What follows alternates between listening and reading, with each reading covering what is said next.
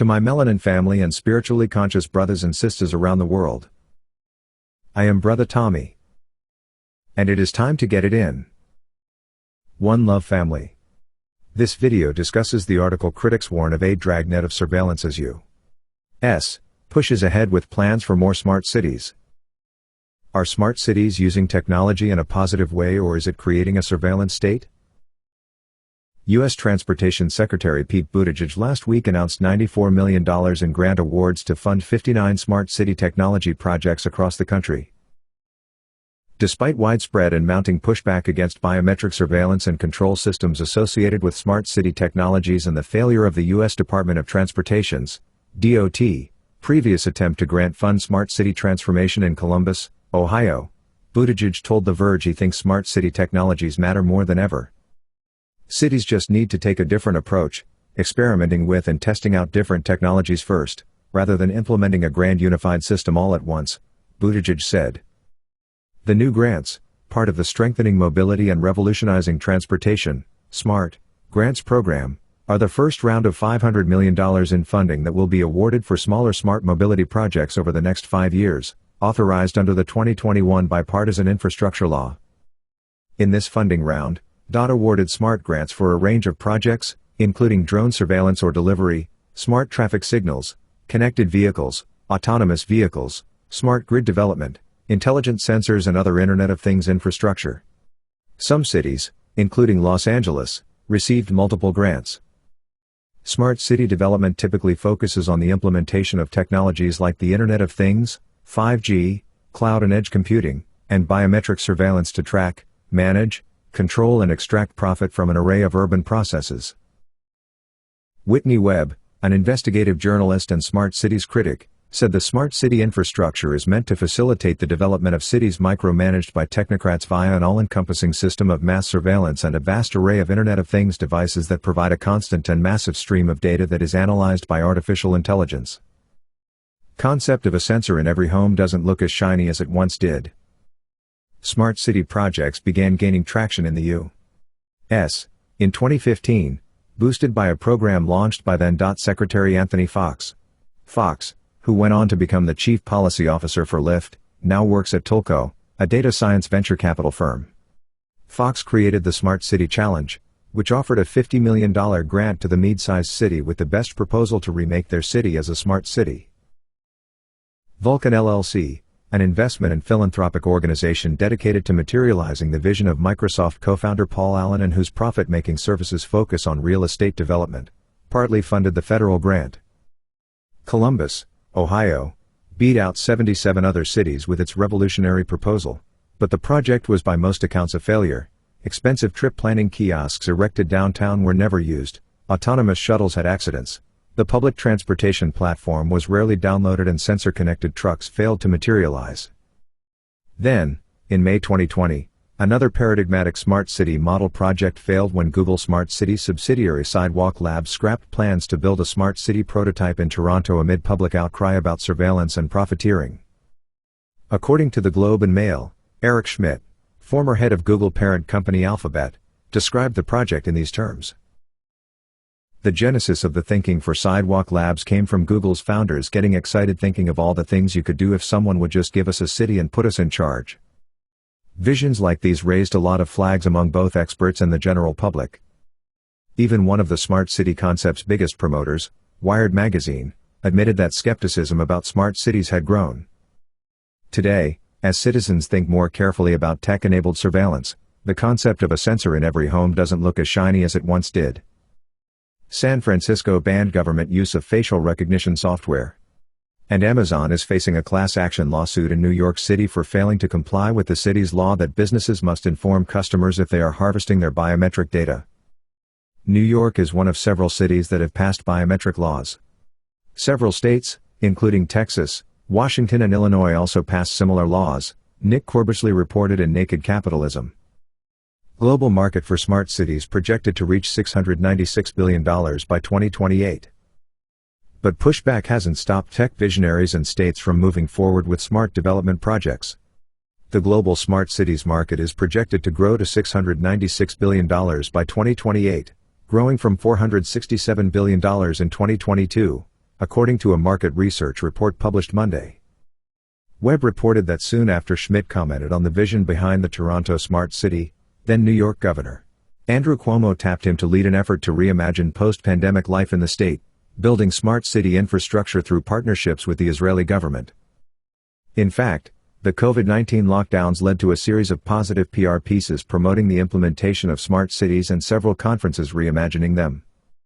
It also led to a series of academic and technical papers promoting the potential of smart cities to be beneficial during a pandemic by tracking travel patterns using cell phone data, facilitating delivery startups, using the IoT to create the antivirus built environment, using AI and big data to control and predict virus outbreaks, and generally seizing the moment to build back better and reimagine cities that are more resilient, inclusive, and sustainable, according to the Center for Strategic and International Studies. Smart city pilot projects continue to proliferate. In Japan, Toyota is building Woven City, a 175-acre prototype, where people and things are completely connected through data and sensors.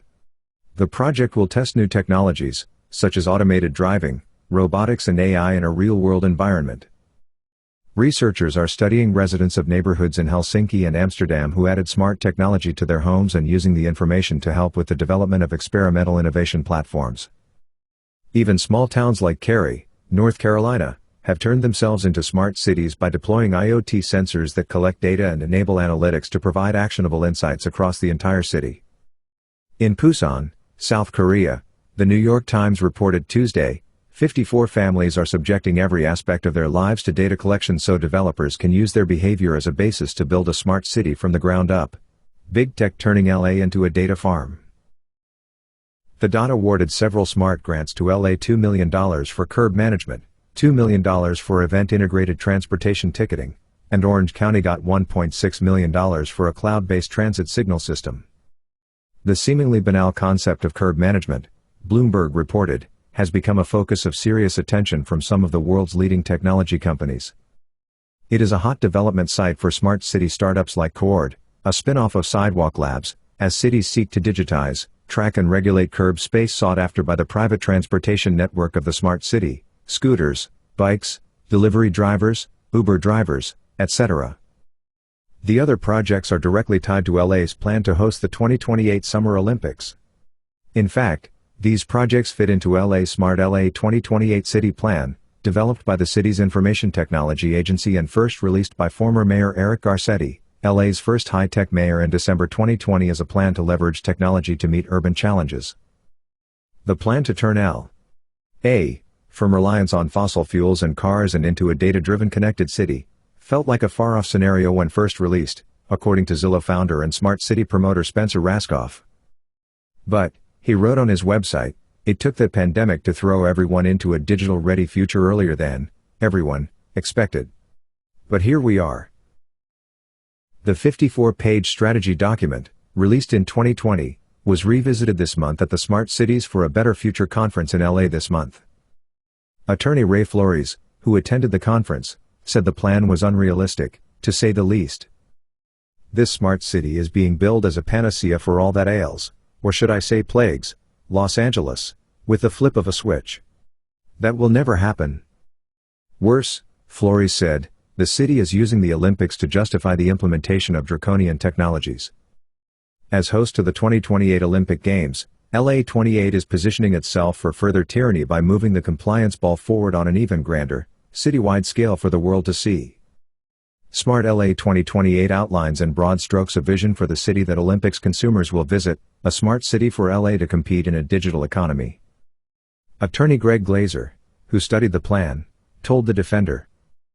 They suggest in this document that smart city technology is needed because LA residents are victims of COVID and victims of racial injustice.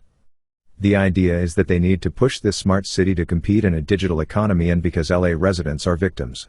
The practical result is redirecting LA residents' dollars to fund big tech, and big tech will monitor LA residents 24/7 in increasingly dystopian ways, and the strategy document specifies that on a timeline. Each year, the technology becomes more advanced, more integrated, and LA is collecting more data on these residents, effectively turning LA into a data farm. According to the plan, Smart LA will be built on a citywide 5G infrastructure, the first in the with ubiquitous ultra-high-speed 5G connectivity across the city. The city will use the 5G infrastructure to make an LA City data lake for departments and machines to talk to one another and to bring together all of the IoT sensor data from across the city.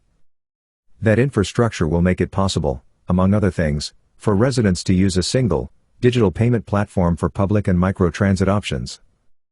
The city will use ethical, proactive technology that will identify crises like fire, violence, or other risks to the health and safety of LA residents, which it will do even before they need to call 911. Homes will be equipped with proprietary software, such as Amazon Echo, Google Home or Apple Siri, that they will use to access public city services, including library content. People also will be able to use those tools to talk to multilingual chatbots, who will use AI to answer all of their questions. There will be automatic traffic control, GPS-enabled street sweepers and smart street lamps, which in San Diego are equipped with cameras that feed data to police departments, cameras and IoT sensors across the city to detect and make decisions about traffic, crime, pollution, potholes and graffiti. The city will use robotic process automation to process city documents and blockchain technology for smart contracting. And the city will be the economic epicenter of a new startup ecosystem, according to the plan. COVID-19, according to the Smart LA 2028 City Plan, showed that digital tools have emerged as a critical lifeline for our society, enabling contact-free essential services, accelerated medical solutions, artificial intelligence, AI-assisted policymaking, protest coordination through social media, real-time community engagement and a scale and pace of innovation previously unthinkable.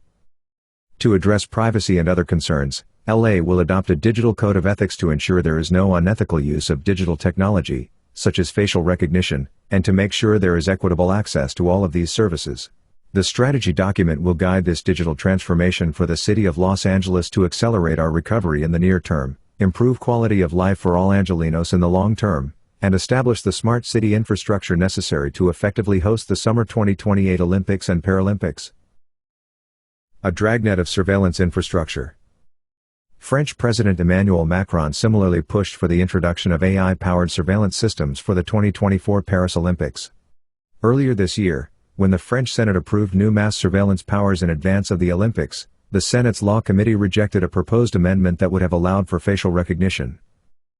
But Amnesty International warns that any AI-powered digital surveillance will violate privacy rights and expand police powers by broadening the government's arsenal of surveillance equipment, permanently. Restocking security apparatus with AI-driven mass surveillance is a dangerous political project which could lead to broad violations of human rights, said Agnes Callamard, Amnesty International's Secretary General. Every action in a public space will get sucked into a dragnet of surveillance infrastructure, undermining fundamental civic freedoms, she added.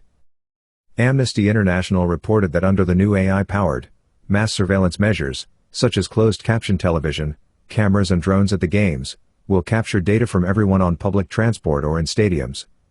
It will allow officials to identify abnormal or suspicious activity. Callamard said, "These overly broad definitions set by officials to categorize suspicious and abnormal activities in crowds are highly concerning. We must ask ourselves some urgent questions. Who sets the norm for what is normal? Officials who control the designations of abnormal or suspicious activities in societies also have the power to exacerbate a chilling effect on dissent and protest, and to supercharge discrimination against communities already targeted." Thanks for listening, family. Please like the video and subscribe to the channel. Until the next video. Peace.